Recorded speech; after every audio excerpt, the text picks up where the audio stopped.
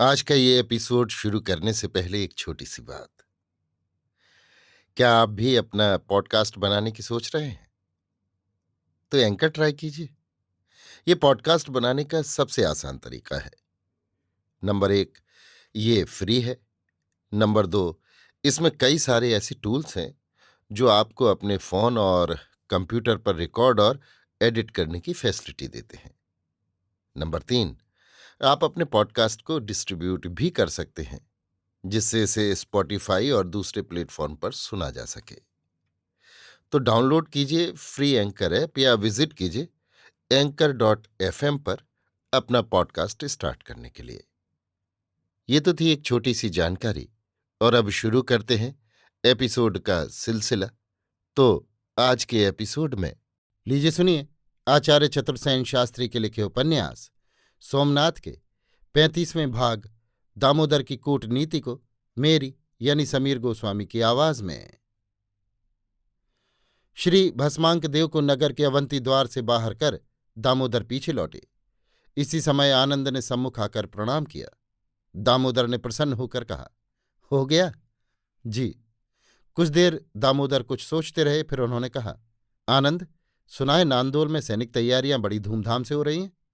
इस समय यदि कोई शस्त्रों का सौदागर अच्छे शस्त्रास्त्र वहां जाकर बेचे तो लाभ ही लाभ है।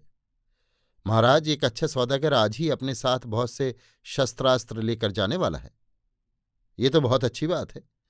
वहां इस समय अर्बुद राजकुमार श्री कृष्ण प्रसाद देव भी विराजमान हैं। वे नांदोल के युवराज श्री बाला प्रसाद के परम मित्र हैं।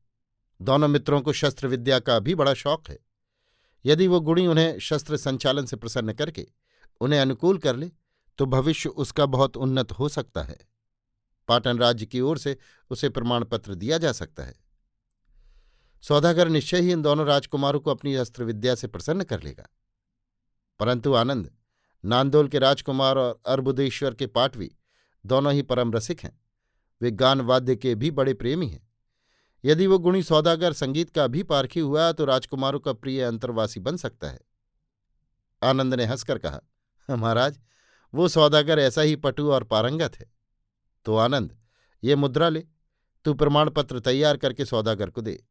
यही मुद्रा दिखाकर विमल शाह से जितना जी चाहे दम सौदागर को दिला दे। जो आज्ञा। आनंद नमस्कार करके चलता हुआ। इसी समय देवसेन ने सम्मुख आकर प्रणाम किया और कहा, महाराज, दोनों कब्जे में हैं। ठीक है देवसेन, मैं अब विश्राम करूंगा।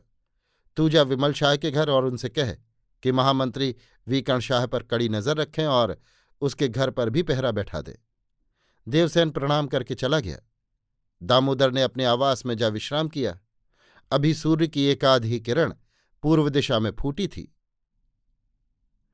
अभी आप सुन रहे थे आचार्य चतुर्सेन शास्त्री के लिखे उपन्यास सोमनाथ के 35वें भाग दामोदर की कूटनीति को मेरी यानी समीर गोस्वामी की आवाज में।